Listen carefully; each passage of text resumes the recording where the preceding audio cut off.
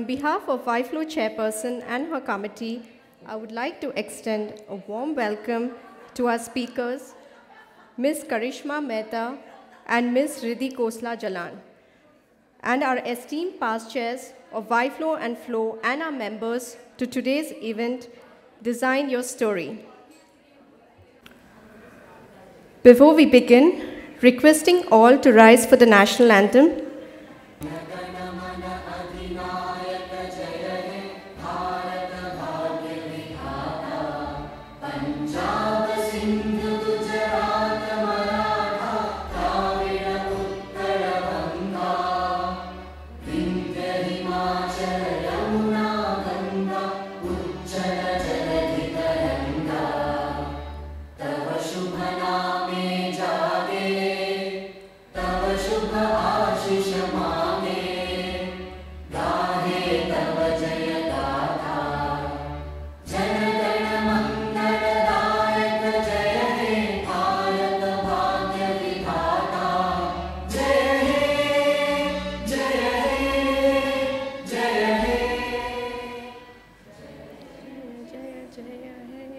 May I request Ms. Aarti Shah to come forward along with Ms. Karishma Mehta and Ms. Riddhi Khosla Jalan for the lighting of the lamp, please.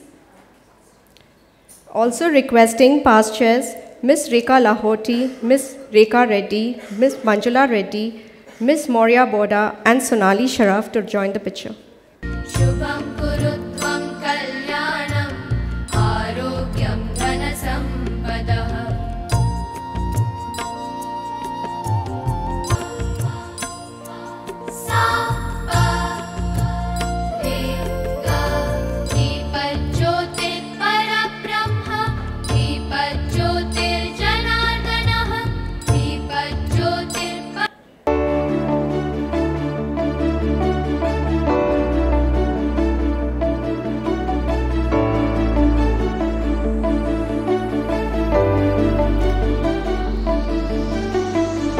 Request the YFlow core committee along with the entire committee to come forward, please.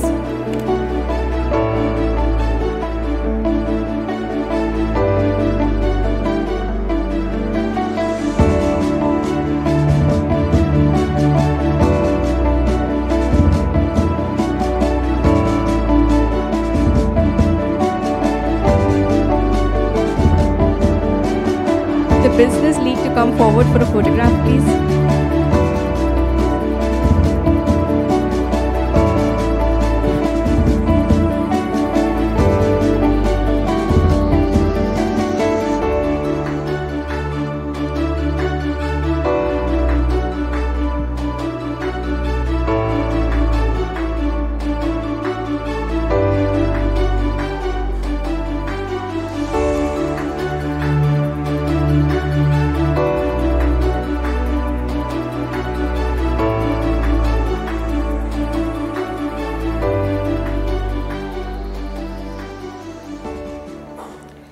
The Business League is designed to foster collaboration and networking among members.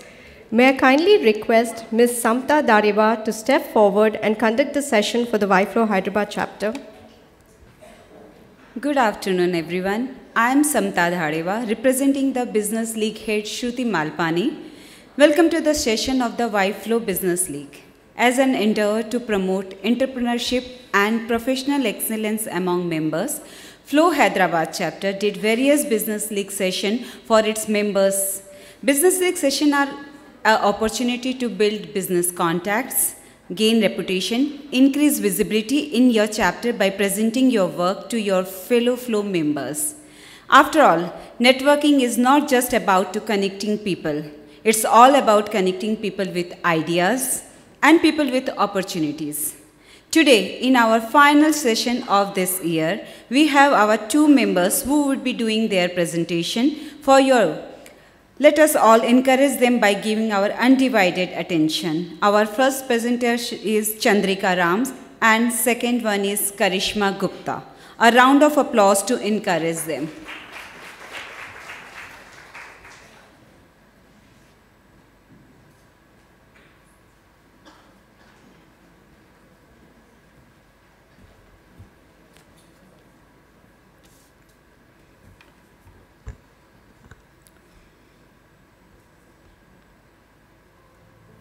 Hello ladies, good afternoon. I'm absolutely thrilled to introduce Chandrika Rams, a revolutionary name in the world of fashion.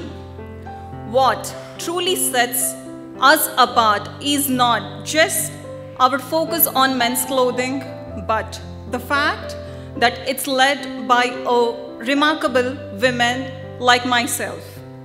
In an industry predominantly dominated by men, Chandrika Rams shines as a beacon of empowerment, being the sole brand in India with this distinction. The journey is fueled by my passion and expertise over a decade in the field. Under my guidance, our brand has blossomed into Chandrika Rams, synonymous with luxury, modern, style and ready-to-wear collections. Our story speaks volumes about the strength of dedication and passion, illustrating how a single woman can prove her own way in the fashion realm. And I have styled many South Indian celebrities and Bollywood celebrities like Ms. Rana Daggubati, Vijay Deverakonda, Akkineni Nagarjuna Garu, Varun Tej, Karan Singh Grover, Amit Saath, and many more. And thank you, Aarti Shah, for giving this opportunity. Looking forward to seeing you all at our store. For any further information, you can reach out to me after the event. Thank you. Please follow us on Instagram. The handle is Chandrika Rams Official. Thank you.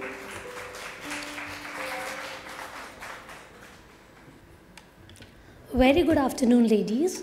It's with great pleasure and excitement that I stand before you to represent Baby O Company, a realm of creativity and creation in custom-made kids' furnitures and designing the return gifts for kids' birthday parties. We understand the significance of creating spaces there where our design artisans create and craft furnitures ranging from the mini table organizers to designing a well-furnished kids' room that not only serves a functional purpose but also ignites their imaginations. We further take a passion in designing the return favors for kids' birthday parties, where we design and create a unique gift ranging from our eco-friendly hamper baskets to smartwatches themed in jungle safari, mini library DIY doodle bags, magnetic pin boards which are sure to enlighten both the kids and the parents, with our hot selling and the most loved product, LED t-shirts that is sure to combine technology with style, which allows kids to dress up in an illuminated and a vibrant way. The automated robotic suitcase is sure to redefine the concept of travel, more convenient and fun for kids. We take a step ahead by being Hyderabad's first brand in introducing a very special Krishna Dahi Handi Ravan Dahan kit, which helps in imbibing cultural values and deeds in our young little hearts. We have few highlights, expressing gratitude that we were able to help more than 50 moms in our COVID times by prioritizing the safety measures. Sania Mirza's love and collaboration for our product has reached unmatched heights. Our founders, Anusha Gupta, Karishma Gupta, Avangrid Purva Agarwal, calling for all the interior designers, new moms and the parents who are looking forward for planning a birthday party for the little ones, do reach us out. Thank you for giving us this opportunity to present this and reaching our business heights to new height. Thank you so much.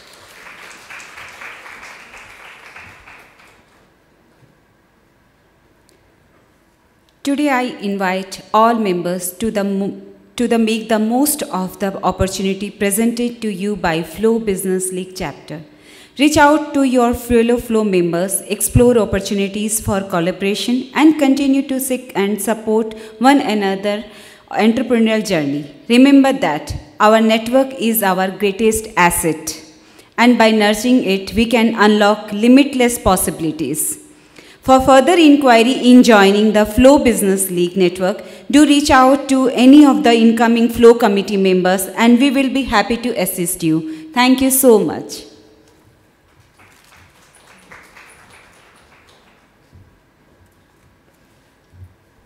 I'm sure we can do a louder round of applause for them. They've been really good this year, the entire team of Business League and the entrepreneurs. Moving on, under the leadership of our chairperson, this year featured insightful events, interactive workshops, and engaging field trips. The retreat in November to Udaipur further enhanced bonding among members. AV team, can we please have a glimpse of the year?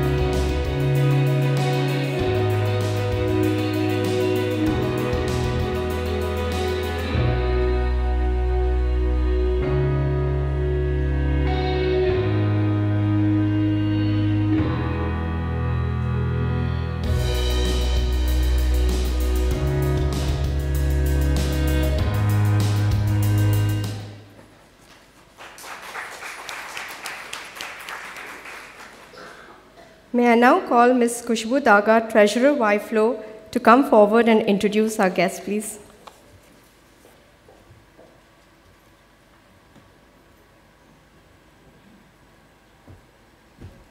Thank you, Shreya.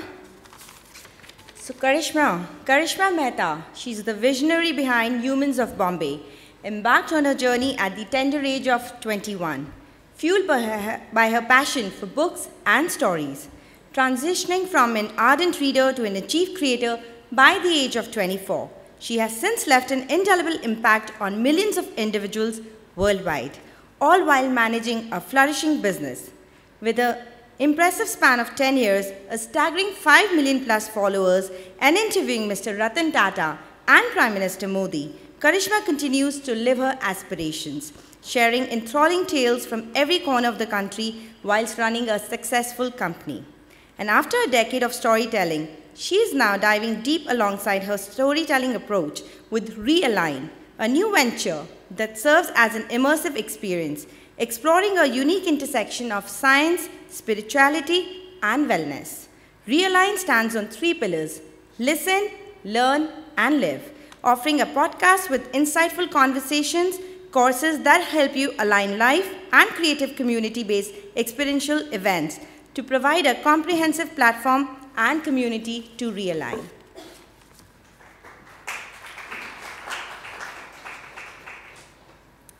Welcome, Karishma. Riddhi Khosla Jalan is India's premier design influencer. She has worked with a plethora of Indian and international brands like Maison et Objet, Mathieu Lesterrier, France, Essentia, Smeg India, Fairmont Jaipur, to name a few. Within a year, Riddhi has gone from 1,000 followers to 5,000 plus followers. Definitely a feat achieved by very few. Riddhi has carved a unique niche for herself by sharing the latest in interiors and home decor. Her famous interview series featuring Mr. A.R. Rahman, Sunita Kohli, Mrs. Meenakshi Lekhi has taken the internet by storm. Riddhi is the only influencer who was invited by the Ministry of Culture for the exclusive opening of PMO's Art Gallery in Delhi. She has also had the privilege to preview the launch of Swadesh, Neeta Ambani's passion project dedicated to uplifting Indian craftsmanship. Riddhi has also been a TEDx speaker and is often invited to speak at exclusive events. Riddhi's design prowess and influential network makes her the most sought-after design influencer in India. Welcome, Riddhi.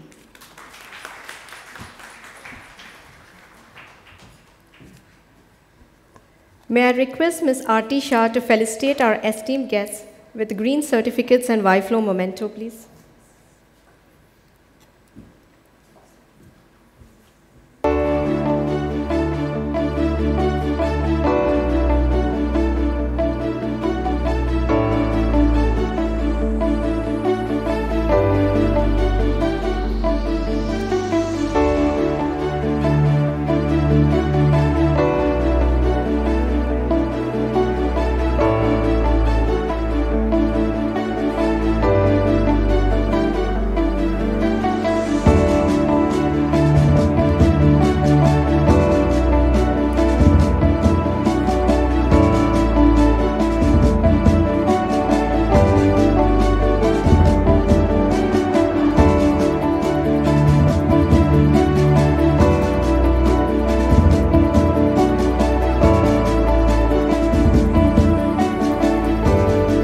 I kindly request Chairperson Aarti Shah to come forward and address us, please.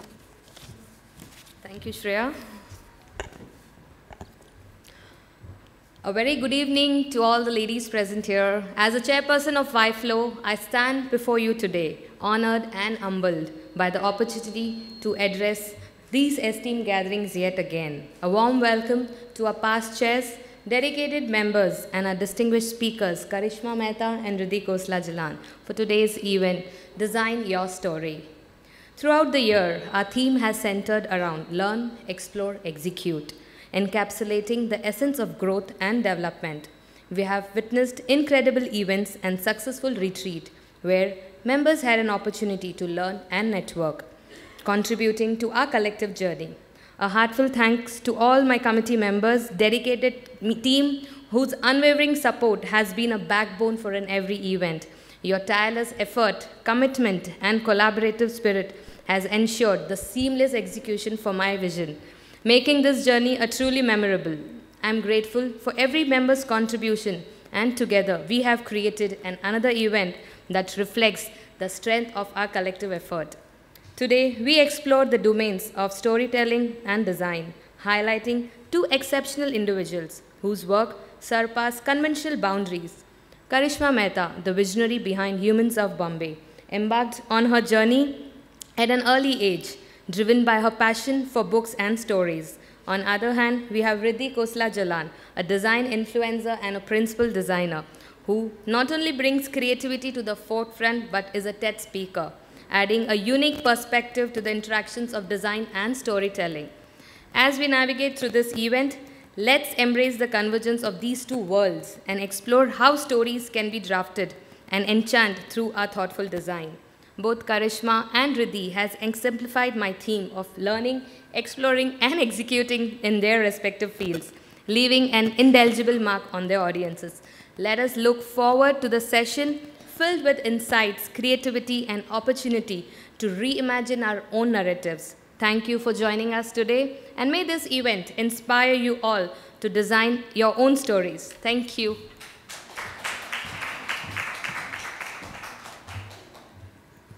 Thank you, Aarti. I think without further delay, can you please take the session forward?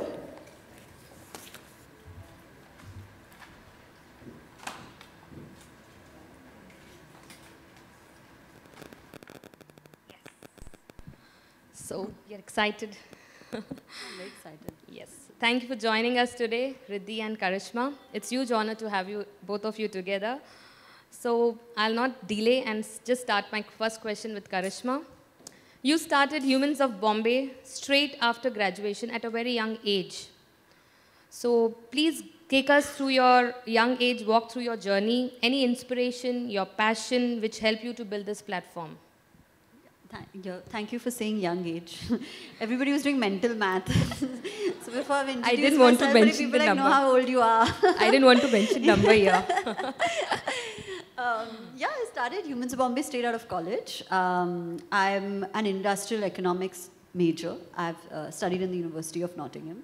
But after I graduated, I realized that I didn't want to do a 9-to-5 job. So I think it was important for me to know what I didn't want to do. Which eventually led me to what I want to do. So I live to read. I read a book a week till date. And I've always written, but I've never had any professional training in journalism or the written word, but I've always written. So when I started Humans of Bombay, it was just chasing that thing that made me feel really good. Like, it didn't feel like I was working or that I was living the life of a 9-to-5, right? Which, all credit to everybody who's doing it. It just didn't feel good to me.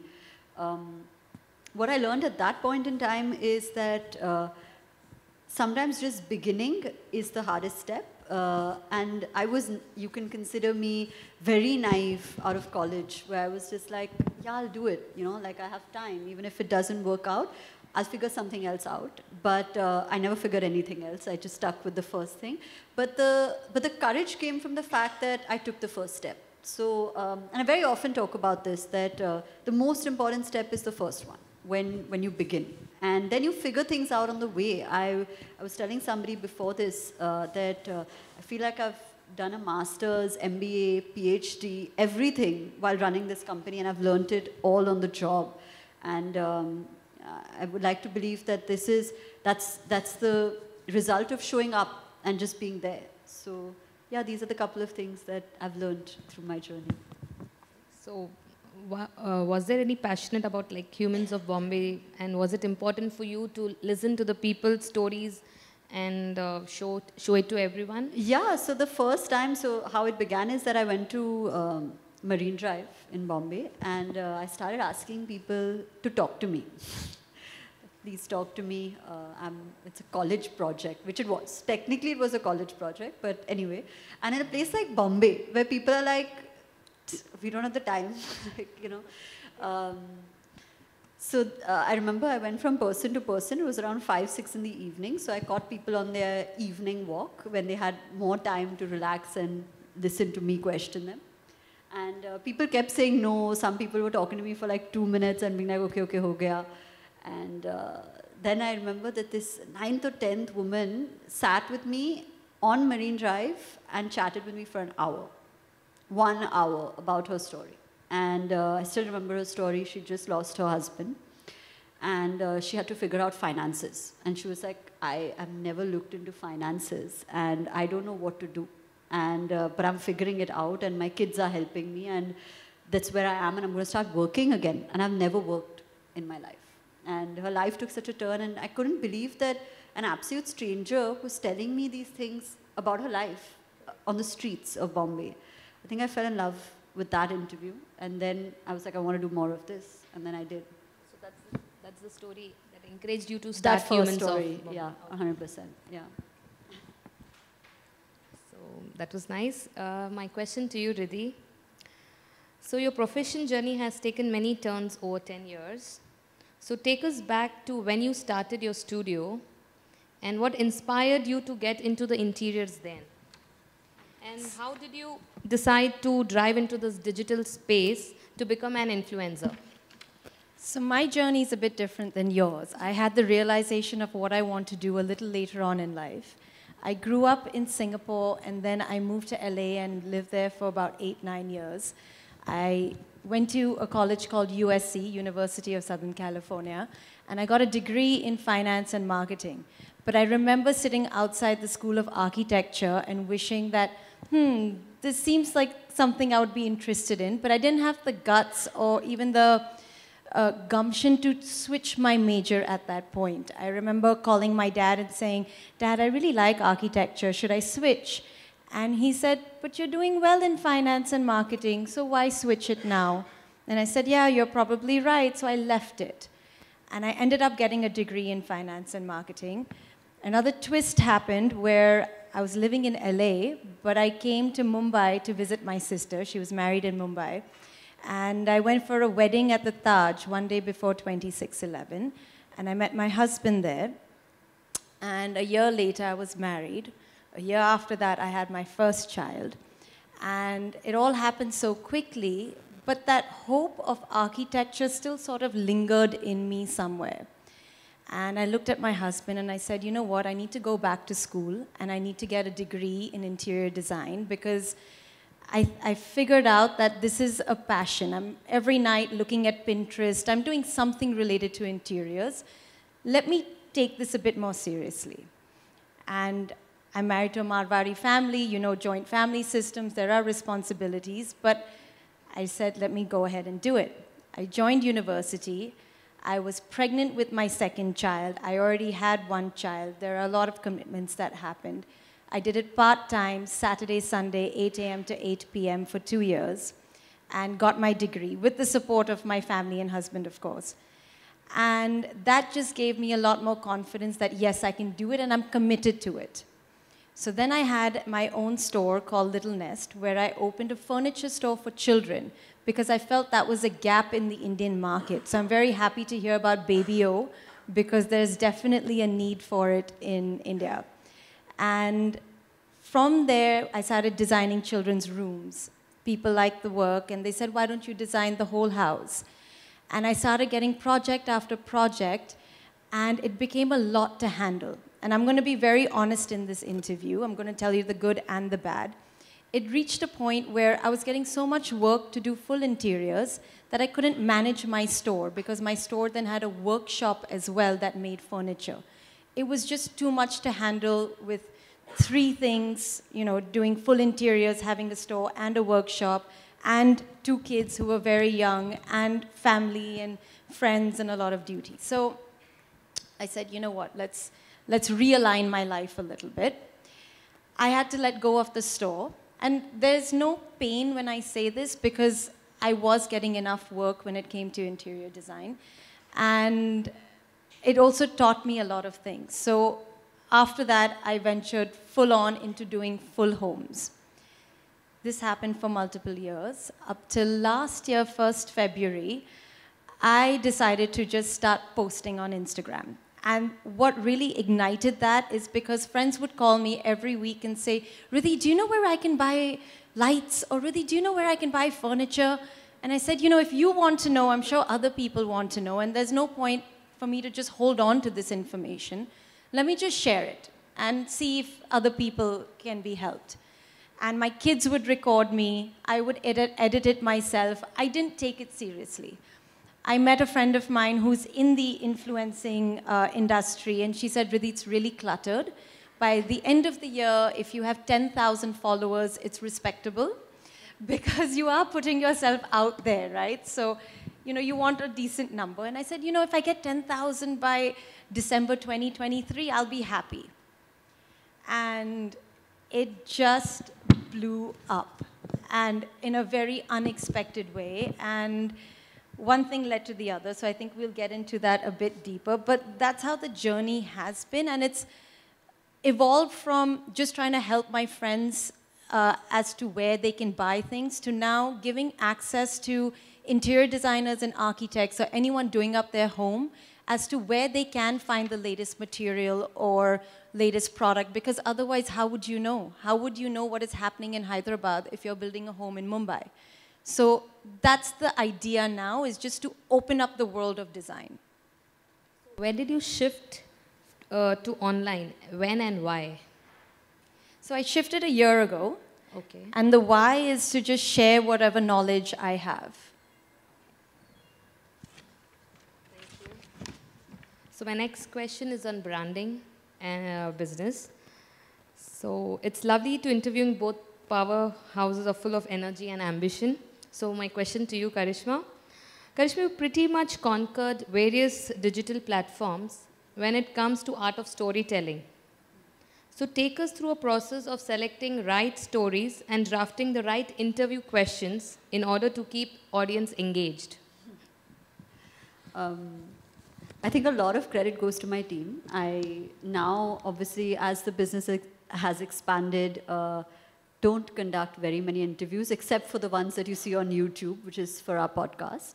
I think when I began, I can answer this, the process of selecting a person to interview is, I think, the question needs to be, I mean, the answer to that is pretty wide because I believe everybody has a story. It's how you tell it. And what we kind of did well, and if anybody is looking to tell their brand story or their story, is that we managed to capture the attention in 400 words, right? Like I can tell your story in 400 words, or I can have a 30 to 45 second reel of a person's life journey, because that's the attention span. So I think the biggest basis on which Humans of Bombay is built is that we're just very good listeners. So we actually do listen to people when they're talking and when they're telling us certain things about their life. Like some interviews have gone on for 3-4 hours and the final output is like 500 words. But we're listening to everything and then we boil it down. So I think listening is one of the biggest pillars that we've built the company on. Also just communication, keeping it very raw, very real. I think we were one of the first few people in this space who very openly spoke about sexual abuse, or who spoke about stories of divorce and domestic violence, and without withholding any details. We spoke about exactly what the person went through. And as we did that, we realized that the comment section is flooded with people saying that this is my story, or like, you've given me hope, or, you know, I'm relieved to know I'm not alone. And I think that's the power of storytelling, where you can be somebody in Hyderabad, but you relate to a person in Bombay or in Chennai or in Bangalore, because ultimately we're all stories. All of us are one story, yeah. So can you share 2 to 3 specific pointers, like how you choose people and interview? I don't. That's just the honest truth. I'm running my podcast, but I can tell you that we look to keep it different. We try to tell as many narratives as possible. So, for example, if today we're telling a story of a woman who started her business at 50, tomorrow you'll have a story of somebody who's in the LGBTQA community and has come out finally to his parents. Or day after, it'll just be a kid talking about butter chicken. So it's pretty varied. Okay, so you can take any part. Yeah. Okay, that was nice. So one more question to you, Karishma. Many people have disturbing realities. Do you get disturbed to their stories when you hear them? And how do you reset in such situations? Yeah, some of the stories have been really hard. The couple that I did, which were very difficult, I remember that I couldn't sleep for a few days because this story was on my mind, and it's like, you're so disconnected from reality, right? Like, you're sitting in an office in Bombay and you're typing this person's story while this woman is going through it. I'll quickly tell you what the story was and what became of it. She was this woman in UP, like a little bit outskirts of UP. She was from a village there. And she had 5 daughters. Why the number 5 is because they were constantly trying for a son. And the 6th time she was pregnant, and she, by the way, by the time her 6th child was due, she was, I think, somewhere 28, 29. So she got married at like 18, 19. 6th child was due, she was pregnant, 5 months. The husband, an alcoholic, decides that he wants to check the gender of the baby before it's born also. So slits her stomach And she lost the child. Turned out it was a boy. Lost the child, and now she's in hospital, recovering. And her 5 daughters are left to fend for themselves because they picked the father up and taken him to jail. So we reached out. I remember we reached out to the person who broke the story. It was an Indian Express story.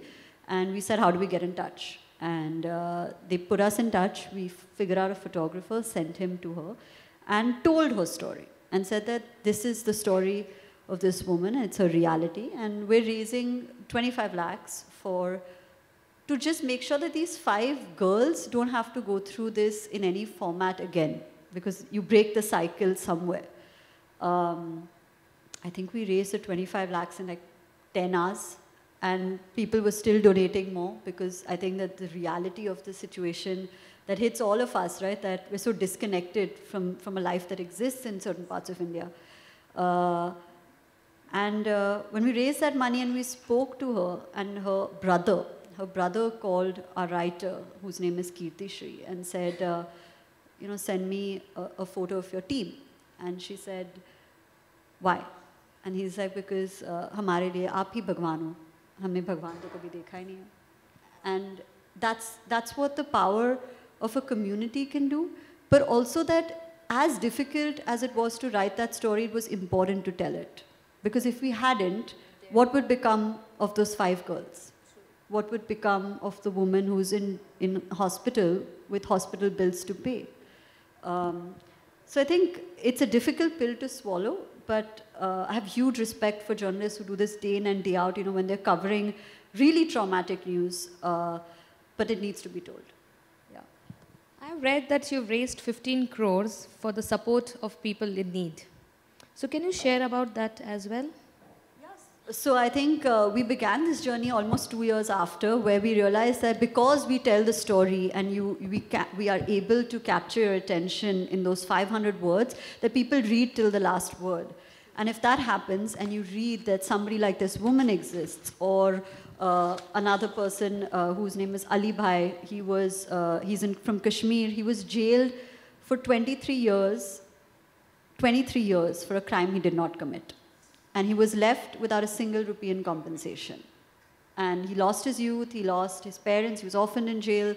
But other causes, like we've raised money to remove women from sex work. We've raised money for medical causes. I think it's a natural offset because the likes and the shares and the numbers that you're telling me, 5 million followers, that doesn't mean anything if you're not making an impact, if you're not able to use your words, if you're able to use your agency to make that difference. And I think that in today's day, when you enjoy the power of social media, where people follow you, I don't like the word influencer, but you can get influenced, you use it in a way that is steered towards the larger good. And that's the only way where all of us will progress. You can't leave behind a certain section of society and expect the country or a particular gender to progress. So I think it's a bare minimum that we could do. I don't think that it's like a highlight. It's just, I wish we could do more. It was really nice. So you have another question for you, Karishma. When you collaborated with big brands like Colgate, Dove, etc., so do you ensure the sensitive balance between authenticity and business opportunity? Yeah, there's always a fight. It's always a fight. It's, you go into the meeting knowing that we're going to have to push back, and there'll be a pushback, and then you arrive at a place where we know that the story is intact and the brand is happy, if they're happy. So are you okay with the kind of approach they come to you? No. They don't. It's now a set precedence that this is what it is. So can you just give us one example for which we're not okay with? Please. I very much love my business. I don't want to shut it down yet. Yeah. So, Riddhi, to you. 500,000 followers on Insta within a year. That's like, wow. Just you went boom on social media. What was your strategy to make a big on social media within a year? And how planned were you from the beginning? So thank you for that. But it went boom very unexpectedly. So I didn't start with a strategy, but as she had mentioned earlier, you learn as the business grows. As the business needs something, you put things into place. So it started off just with the intent of helping people, but when I saw the numbers changing at a rapid pace, a lot of brands would then start contacting me and saying, hey, can you talk about us? Can I send you samples? Can you check out our brand? And it was an influx of information coming to me where I couldn't handle it. So I said, okay, let me now start building a team. So I put people in place who would now manage coordination and collaboration. And then I met someone who, he's India's #1 photographer. If you've seen Virat and Anushka get married, all those photographs have been taken by him. And I reached out to him and I said, let's meet at Starbucks because I need to pick at your brain for like 20 minutes. Just give me whatever time you have. Very sweetly came and he said, Riddhi, now you can no longer see yourself as an interior designer. You are now a media person. So start building a media empire. And I said, what are you saying? I'm a designer. I'm just sharing my information. He said, no, I'm telling you now, change your strategy. And I really did take that to heart and I listened to it. And that's when I said, okay, let me build the team further and now develop different platforms. And I had to take a call of whether do I continue practicing, do I not continue practicing. So this is all, as I was growing, I was learning and making a lot of mistakes along the way. So strategy is more, I would like to change the word to learning is what happened. Yeah. So what learn strategies, I mean, for you worked and it didn't work for you? So very similar to what she was saying. Content is very raw. I don't use anything fancy. I'm not here to impress anyone with graphics and video animations and things like that. I don't use filters. I am 100% who I am. If I don't have lipstick on, that's fine. If my hair hasn't been brushed, that's fine. It's 100% me. It's written by me. The voiceover is me, the caption is me. So the core, which is Instagram, is 100% me. And like she said, sometimes we do get into those situations where you're not comfortable putting out certain information, but there's a lot of pressure that comes from one side. And I take a very strong stand and I say no. I'm not comfortable putting this out there. It doesn't resonate with me, and I will not let it reach my followers in this narrative or in this way. So I think people can see that. I think people know that I'm very genuine when it comes to what I'm saying. It's products I genuinely do like. It's not just because it's paid and therefore it is happening. In fact, it's reverse. First, the brand needs to send me everything, all their product samples. I try it, test it. Then we even discuss should we take it further or not. So I think the authenticity in the rawness of it is what really comes. I'm not here to put on fancy makeup and put filters and, you know, put on fancy clothes. That's not the point of it. It's just genuinely me sharing my opinion with you. So even you have collaborated with lots of big brands globally. So can you share one or two experiences, good or bad? How does that process go from start to end? So no would be very similar, where they come to you with a script and they say, this is what you have to say, these are the words, say it exactly like this. And I'm like, no, this is not happening. If you're coming to me, you're coming to me for me. So just give me the product and I will tell you how people would want to know about it and how people can install it or how people can use it. So we have had certain situations where someone sent me this vacuum robot that cost 1.5 lakhs to the house. And I said, okay, let me try it and test it out. And I switched it on and I think it made a bigger mess than when we had started off. And I called them up and I said, I think I'm doing this wrong because the ketchup is all over, it's not working. And they said, no, it's, you know, it's a hot seller in the US and people love it here. And I said, you know what, I think you need to come pick this up. And I'm sorry I said yes to this collaboration, but I don't think I can go ahead with it. And they were obviously not happy with it, but it's just, one of those situations that if it doesn't work, I can't recommend something that just because someone's telling me or offering money, I will do it. A good situation is, I think this is giving me access to a lot of people I wouldn't have access to. I'm meeting Padma Shri awardees, I get to meet Mr. A.R. Rahman, and it happens organically. I'm not reaching out to them. They have actually reached out to me. So Mr. A.R. Rahman has actually sent me a message saying, hey Riddhi, I really love your work. And I'm like, wait, is this real? Is this someone else? But it is. And now to have that relationship where I can message him on SMS and be like, hey, I saw you here, I like this, or, you know, I didn't really like this. So that has been a really nice boon, unexpected boon from this. Wow, that's really nice. Yeah. So my next question to you, Riddhi, you were more than an influencer. You are also delivering real-time projects for clients. How do you balance your social media calendar and a project's deadline? What are the systems you have in place for these? I feel like a juggler, you know, juggling glass balls and anything can smash at any minute.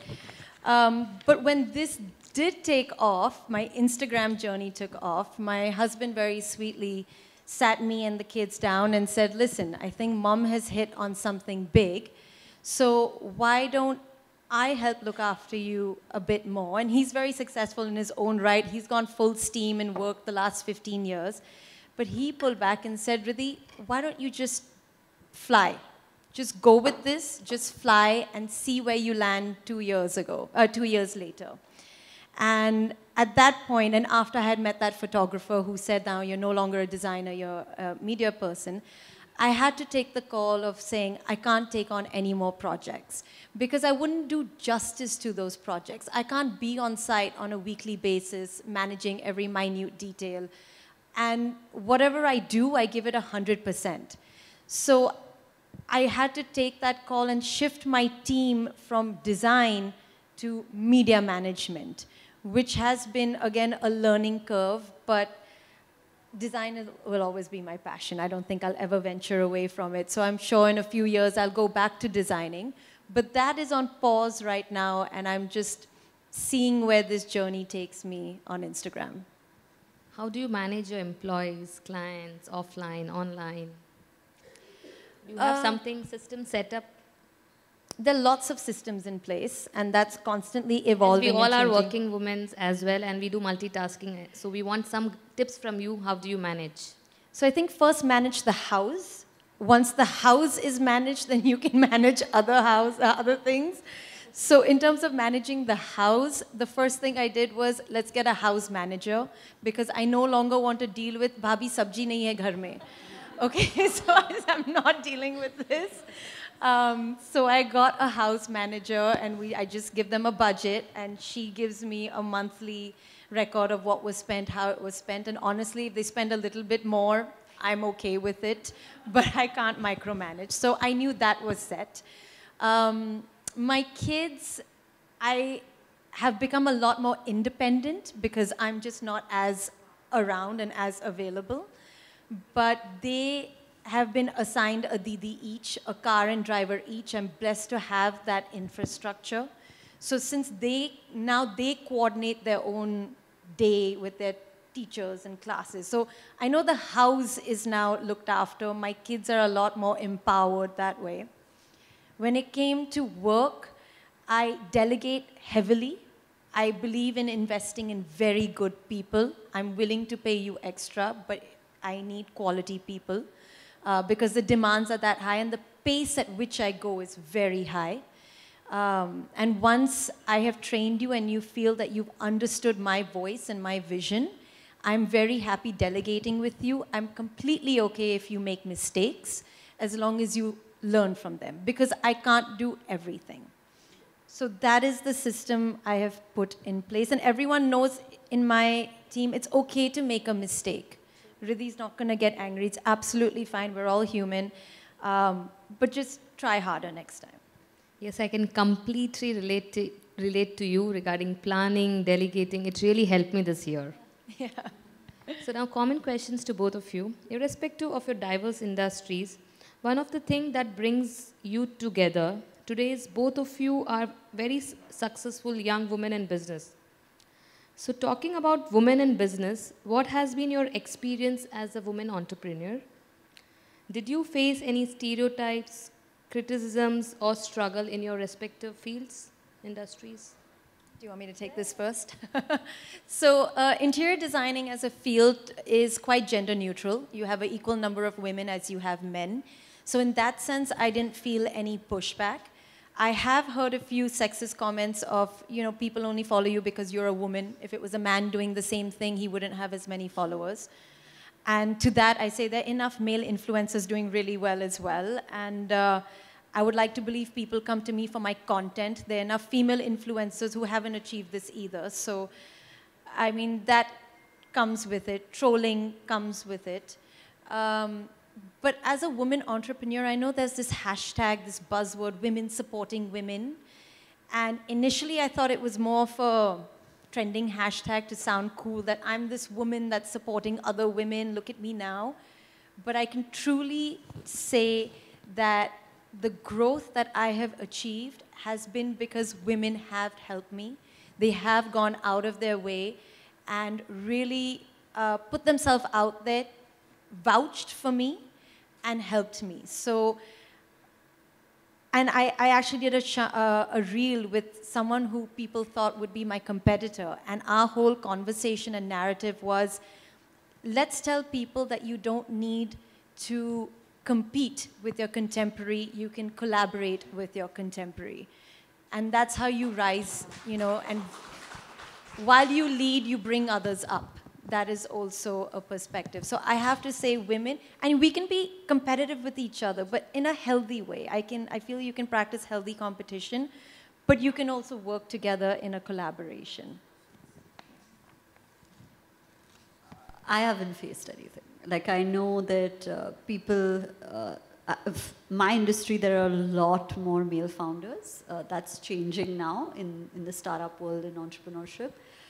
But I've never faced anything. It's just the only question I've ever asked is, why are women in leadership positions so few? It's just that I've walked into meetings and pitches where it'll be like 7, 8 men. And that beckons the question, right? Like, why is it so few? But I've never faced any kind of stereotype. I've always been given equal opportunities. In fact, because you're the only woman there, they're like, oh, this is different. Let's listen to what she has to say. That's happened. Yeah, it's been fun. So have you been a victim, like, or set boundaries sometimes? You had to set boundaries for yourself sometimes? In terms of? Social media somewhere where you were not supposed to post and you faced any time? Where I'm not supposed to post? I mean, any social media reels, which were you doing and the your followers posted and you didn't want it. So did you set any boundaries? There's no boundaries in social media. Firstly, you have to accept that. You're out there for people to opine on, for them to disagree with you, for them to question why you're wearing this, or I cut my hair recently and comments that said, I liked your hair shorter. So it's my hair. I think I can cut my hair short. But I think that online trolling, the only way to deal with it is to ignore it. I used to be very emotional. I've had 1-2 arguments about some conversation on some reel when I was having a bad day. I was probably PMSing, and I was like, I'm just so irritated with this person. So I engaged in that, and then I was just like, this is the stupidest thing I've ever done. Because you're literally talking to a person who has no display picture, and their username is BMW 555. So,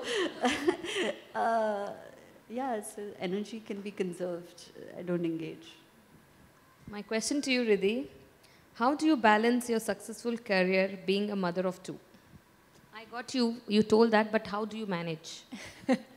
Balance is a very tricky word. The definition of balance changes on a daily basis. I've had to evolve also because the work I do now makes me travel extensively. unlike a fashion influencer where people can send you clothes and you can just change 10 outfits in a day and film your reels, I need to keep traveling for my reels because you can't send me so much furniture and laminates and lights. So I'm away from my kids a lot more than I expected. And the way I do multiple things, if I'm traveling for a week, which is what I am currently, then I make sure for 2 weeks after that I'm home and I work from home and I am around them. I may not be conversing with them, but I'm around.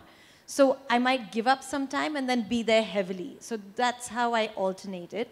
There are many times my daughter's playing football and she's crazy about football, where I have someone doing a Zoom call where I can see her play and I'm in a different city and I'm watching in the middle of a meeting and I brief everyone at the meeting saying, this is going to be on mute, but I'm watching my daughter play football as well. I hope you understand.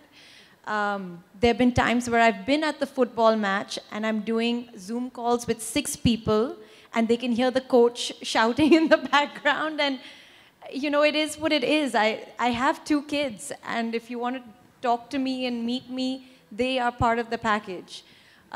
In terms of my kids, they know they can call me at any time. I may not pick up every time, but I will call them back. So there are good days and bad days. Sometimes I feel, oh, I could have balanced that better. I have sent my kid to school dressed completely in an outfit for her play on the wrong day. And she's called me from school saying, Mom, you got the day wrong. And I said, you know, I'm just making childhood memories for you. So these things happen, but you develop a sense of humor and you go with it. And the kids also laugh with me. And I tell them that. And I say, you know, Mom's also learning. I'm also figuring it out. I'm going to mess up. You're going to mess up. And this is going to continue for the rest of our life. You're going to make mistakes. And it's okay. It's all right. So we're learning to balance together. And it keeps changing. The definition of balance keeps changing. I know it's really not easy to multitask between kids and office. I truly understand that. So yes, my question to both of you again. So life is a cycle and there will always be many downs and there are many ups. How do you pull yourselves on such low days? So I think firstly you accept that it's up and down, right? Like you are not taken by surprise when the dips happen because it happens. Of course, sometimes it's like excruciatingly hard. We went through a bit of that phase last year, and I know how difficult it was for me to not only lift my spirits, but the spirits of the team. I was still going to work every day, and you could see it that my energy was super low. But I think I was mentioning to you offline that I'm a deeply spiritual person, so I meditate every single day of my life. It's now at 30 to 45 minutes. I would like to take that up to an hour. On days that I'm very busy and on days that are extremely difficult, I try to take it up to 1.5 hours. Because once I've started my spiritual journey, I've been spiritual for a while. I found that I could detach more. And I feel like detachment, people spend lifetimes learning how to do it, you know, where I'm obsessed with my work and I'm so deeply passionate, but I'm also detached. And this was actually on a recent podcast of Realign where I was speaking with Shikhar Dhawan. And I don't know if you guys have seen this. He posted on Instagram that he's not met his son in 1 year. And in the past 3-4 months, he's been blocked of every communication. So he's not met him, and it was his birthday. So I said, how do you survive that? You're a parent. You've not spoken to your son, and he's in Australia. So, you know, what is your mindset? And he said something which I think is the most difficult thing to achieve. He said, I'm in love with him, but I'm detached from him. If I don't meet him for the next 2 years also, I'm okay. I still love him. I will continue to love him for the rest of my life, but this is my reality, and what am I going to do about it? Am I going to sit here and cry and mope Or am I going to just give him that love and hope that I send out that message that he's read it somewhere and knows that his father loves him? And that's such a refreshing perspective to look at something so deep and so painful for a father to go through. And he said, I don't feel any pain. Why did you say painful? It's okay. It's a situation. It's not my life. This. So I think for the bad days, I've just learned to detach. But also detach from the good days. You know that, okay, I've had an insane interview. My God, I've interviewed Shikhar Dhawan or Mr. Ratan Tata. But I know that there will be days where people are saying no to come to my table. Being aware that it works both ways. And not every day is your birthday. It's just what it is. I think the awareness and the acceptance of it. I think what we do is so public that our highs are really highlighted and our lows are for everyone to see. So that was one pill I had to swallow, that I had to share my lows with everyone watching. I have a great team that does pep talk me, but I think I'm also just an eternal optimist, and I have this inherent belief that whatever happens, I will get what I want. It is the knowledge, or maybe the... Am I doing that? Okay. It is this inherent hope, inherent optimism of knowing that when you set out for a goal, you will have bumps along the way, but you will reach. So knowing that you will reach, you don't mind going along the bumps.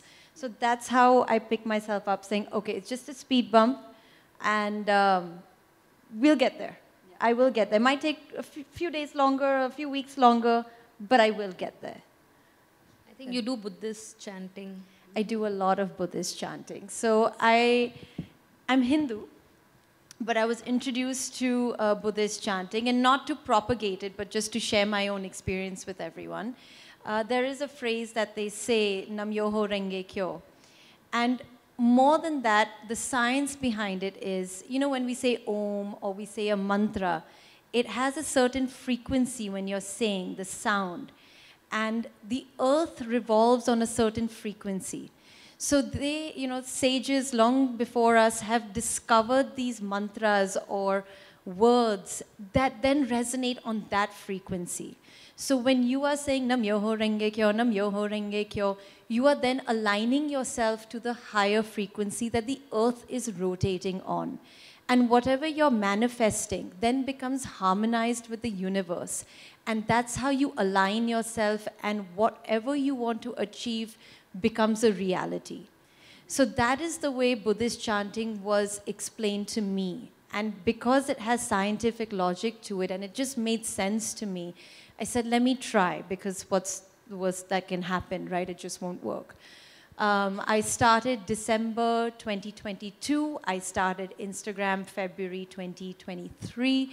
And a lot of what I started chanting with was just show me the way. Should I start Instagram? You know, should I put myself out there? I don't know. But it started giving me a lot of clarity.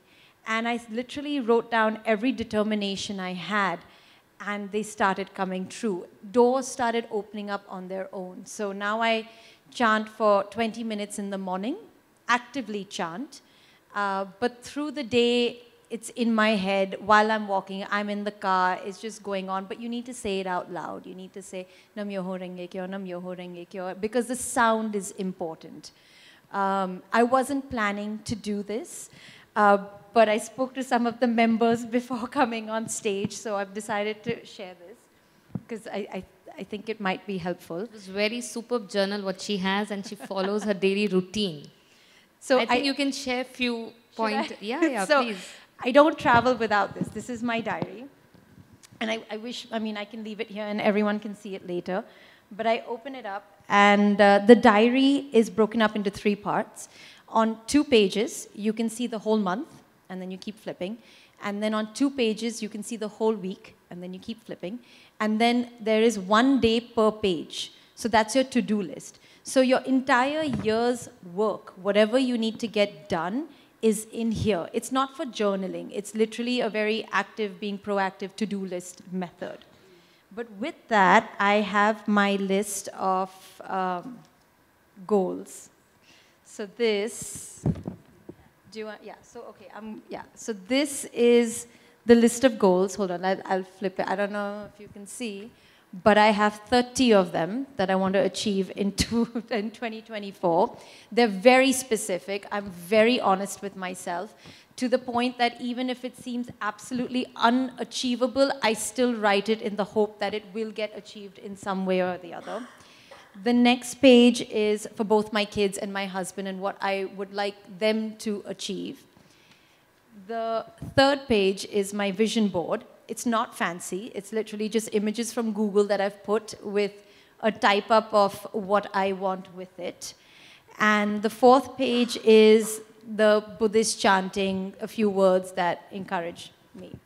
And this is what I see every single morning, or if I'm on a flight or in the car or wherever I am.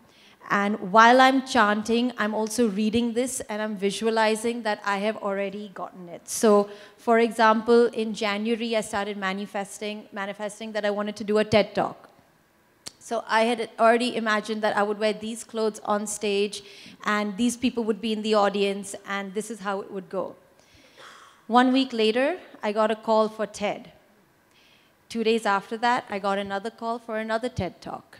So, and I have one this Sunday. But that was the beauty of manifestation, that I mean, it was, I'm a diehard fan and it's been a life-changing experience for me. So I thought I'd share it with you. That was a really great insight. It's inspiring how you both show up and face your realities, irrespective of the struggles in your personal life. It is showing up that really counts. So moving on for your future plans.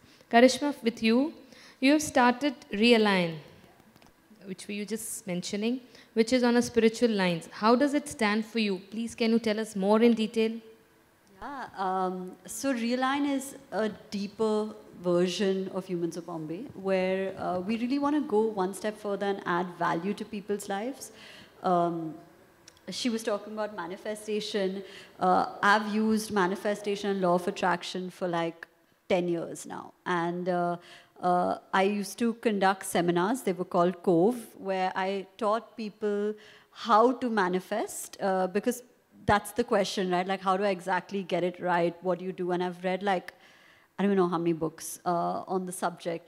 So what we realized is that, you know, the principles of manifestation, of metaphysics, it's a science. But we're the richest nation for spirituality. And people from the West come to us to hear about, you know, what our sacred texts say.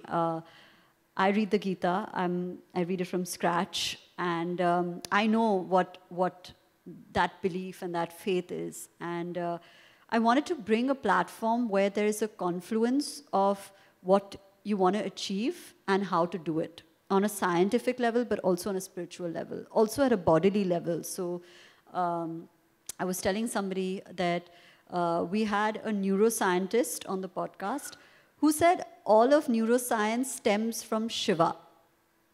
And I was like, you're a neuroscientist. And he said, but it's true. It's about creation and destruction. And that the first person where you can identify where it was said was Shiva. And he attributed the principles of science to spirituality, which I found very cool.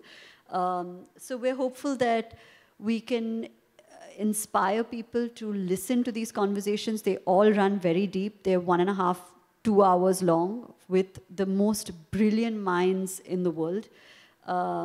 We're coming out with courses, 2 very specific courses that teach people how to apply these principles to live a better life. I mean, you learn courses to learn how to code, learn how to write, learn how to whatever, right? But how do you really live? And how do you live well? How do you live better? And we're getting into a lot of events because we've realized that post-COVID, the human interaction, you crave it on a physical level, not just on digital, not just on social media. Like, we've interviewed people. It was so funny. Like, 5 days ago, I interviewed somebody and said, why are you leaving your job? She said, it's work from home. and I want to come back into the workforce. I want to come back to office. I want to meet people. So that's what we're building with Realign. We're hopeful of adding a lot of value. With Humans of Bombay, we've achieved with like millions of followers, and we reach about, I don't know, like 50 million people in a month. And we realize it's about depth. How deep can you go in your journey? So that's what is next for us with Realign. That's the need of an hour. Yes. So my question to you, Riddhi, there's a huge directional shift in your journey over the year. So what are your plans in next few years, Riddhi? I think out of all the questions, this has perplexed me the most because I think the plan is to have no plan right now. This happened so unexpectedly that I sometimes ask myself, am I dreaming too small? If I give you my 5-year plan, am I already limiting myself by what I could possibly achieve in the next 5 years? So I don't know if I can give a 5-year plan right now. I can share one, which is to be the global design influencer, not being #1 just in India, but being on a global level. But beyond that, I don't think I want to answer that question because I'm afraid I might limit myself with my own answer. Thanks a lot, ladies. Wishing you all success for your future endeavors. It was super inspiring to hear both of you today. So before we open the floor for Q&A, few surprise questions from the audience. So yes, we will ask the audience. Basically, you can raise your hands. Let me ask few questions, and the members will give a chance to take pictures with the speakers. So I want to know how many of them were attentive, so that's the surprise. Yeah, it's a quiz. So yes, for Karishma, the question is on Karishma. Which 2 prominent personalities did Karishma interviewed? So I want you to raise your hands. Do not memo, just raise. You'll have a mic, you can say. Yes. Please do not, can you just get up and say? You have to say. Yeah. Ratan Tata.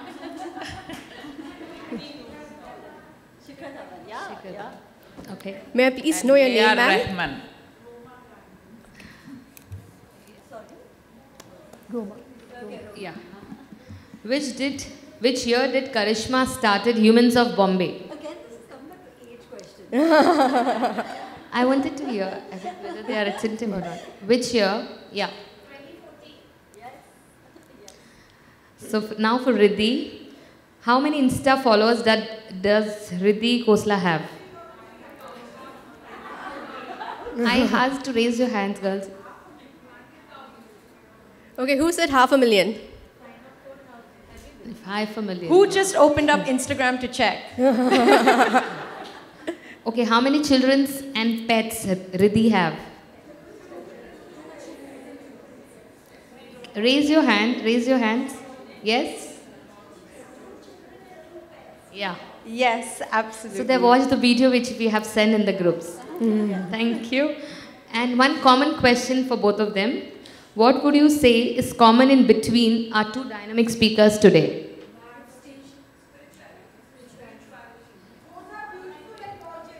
That's a beautiful answer. Thank you so much. Yes, we can open the floor for Q&A. Any questions, please? I travel a lot. Yeah. Yeah, right there.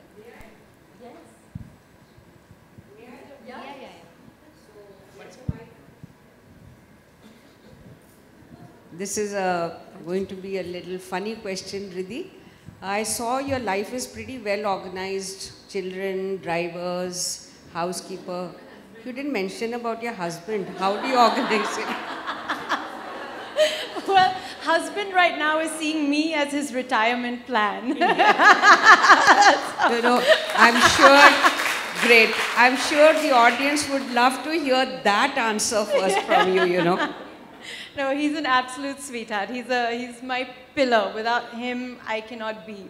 And he's a very secure man, very successful man himself, which is how I think he's letting me do my own thing right now. But he's the best decision I ever made in my life. Lovely.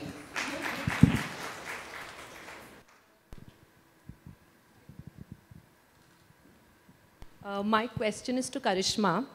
You mentioned that you haven't faced any discrimination in your field and position, but you also closely interact with a lot of women from different classes and realms where discrimination is real. Do you feel that those women of India have become empowered over the 10 years that you've been doing this? It's a very complicated question.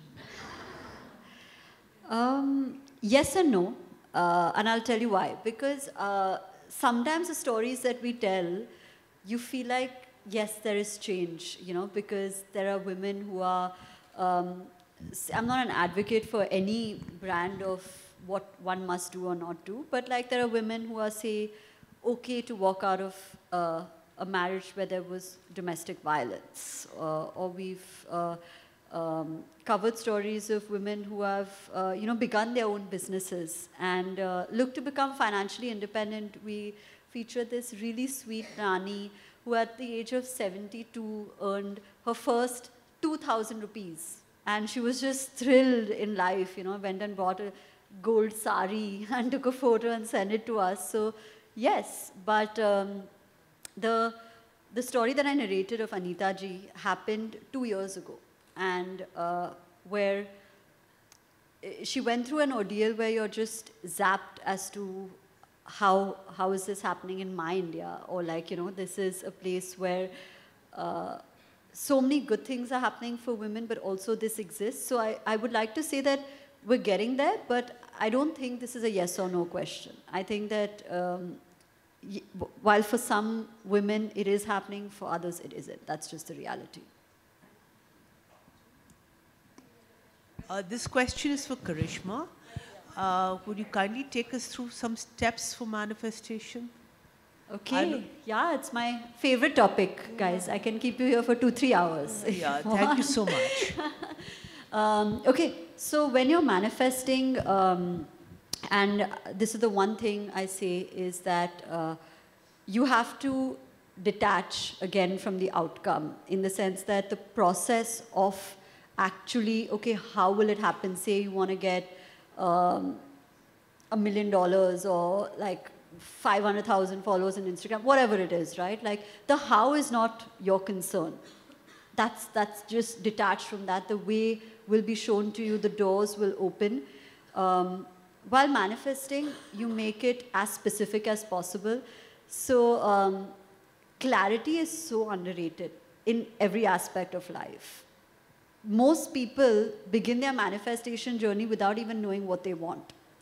So the first step that you always do is you divide what is it that you really want into 4 categories. So that's what do you want in your relationships, what do you want in your health, which includes your ideal body type, how would you like to look, you divide it basis your career goals, what is it that you exactly want to do.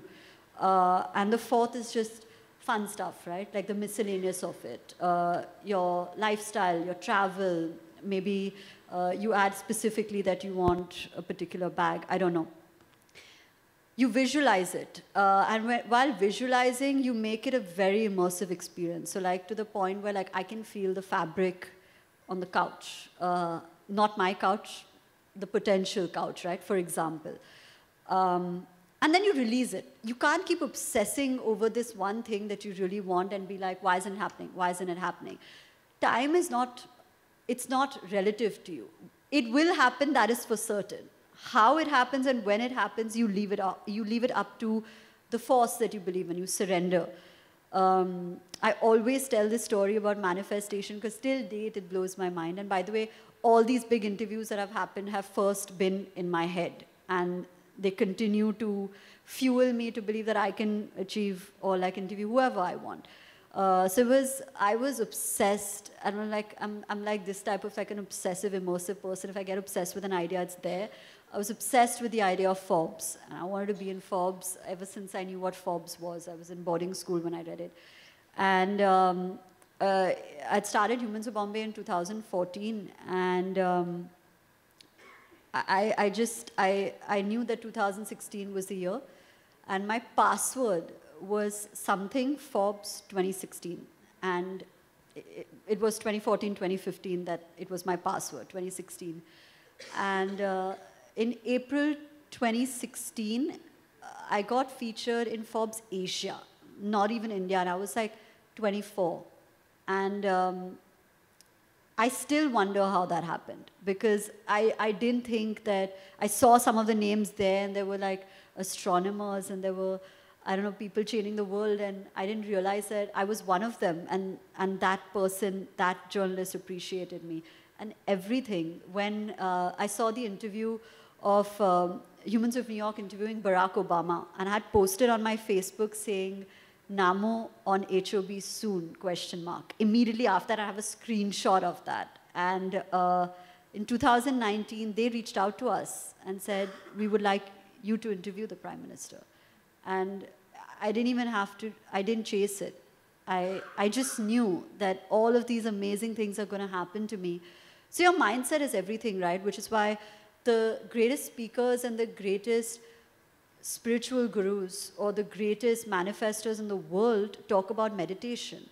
They're not, everybody is not going to be talking about one particular theme if it isn't true. And which is why going inwards is my favorite place, because I can build and I can create, and I open my eyes and I'm like, that's my reality. This is not my reality. And when you overcome that time and space between you and anything you want, and I don't care how big it is, you start living life differently. You start embodying life differently. Yeah, okay, I won't keep you for 2-3 more hours, but the basics of it. Thank you.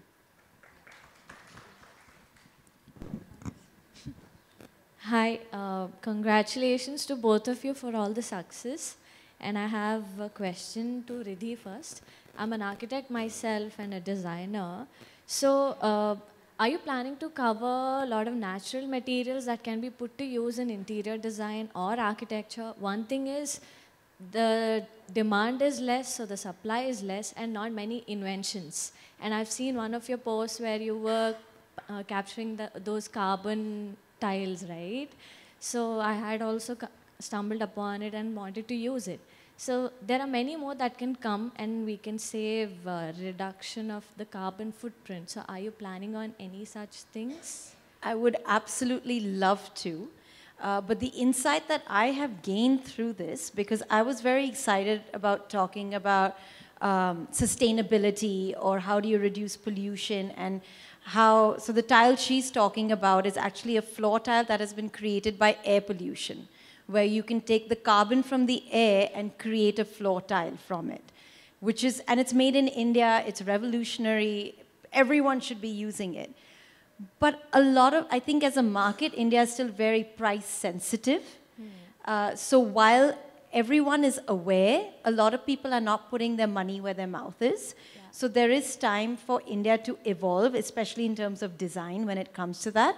But the aim is to keep pushing awareness out there, so that it becomes a norm and not a novelty. Yeah. So absolutely. Yeah, that's great.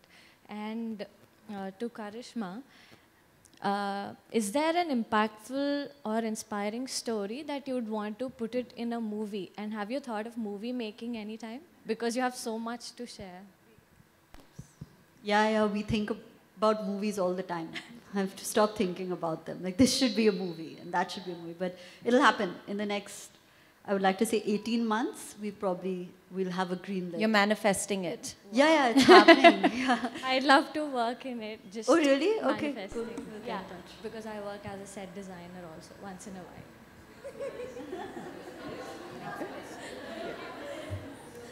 Yeah, I'm into manifestation myself, so I'm so glad both of you are like spiritually inclined, and I've been manifesting continuously, and everything has become true. That's so good to hear. Yeah, really good to I'd hear. like to learn more, because I keep getting confused and detached with the process of manifesting also. So to keep at it, I think more inspiration. Amazing. Well, thank you so much. Can we have the next question, please? Any more questions, ladies? Hi, this question is to Karishma. So very happy to be here. My name is Arun. So my question is kind of similar to her. So you covered a lot of real life stories and everything. So have you ever thought about making those real life stories into films or documentaries or maybe a short film kind of thing in YouTube? So Yeah, not on YouTube, but it's happening. Yeah, we'll associate with an OTT soon. Okay, so Yeah. waiting for it. Yeah. Thank you so much. It was a beautiful session. Can we have a round of applause, please? May I please call on stage Vice Chair Ms. Riddhi Jain to come forward and give the word of thanks? Can I have Ankita Inani and Mamta Agarwal to please collect the autograph? Good evening, ladies and gentlemen. As we reach the end of the event centered around Design Your Story, I extend heartfelt gratitude on behalf of the YFlow Committee. A profound thank you to our distinguished guest, Ms. Karishma Mehta, the visionary behind Humans of Bombay, whose narrative have enriched our event with the transformative power of storytelling. Special thanks are also extended to our esteemed guest, Ms. Riddhi Khosla Jalan, an exceptional interior designer. Her innovative design have encouraged us to reimagine our living spaces. Our sincere appreciation goes to the esteemed past chairs of Flow and YFlow for the invaluable guidance and wisdom. We are grateful to our general sponsors who have played a crucial role in bringing our event to life. Our esteemed gold sponsors, Kitchen Stories and Max Access Limited. Our invaluable goodwill sponsors, MPM, Sri Sai and Concept Ambience. Special recognition is also extended to our dedicated committee members whose passion and commitment have been a driving force behind the resounding success of this event. To our esteemed guests and members, your presence speaks volumes. We express sincere appreciation to our hospitality partner, ITC Kakatiya, our press and media partners, and our creative partner, We Digital, for unwavering support in making this event truly memorable. Thank you all for your presence and support. We can network now, and the high tea awaits.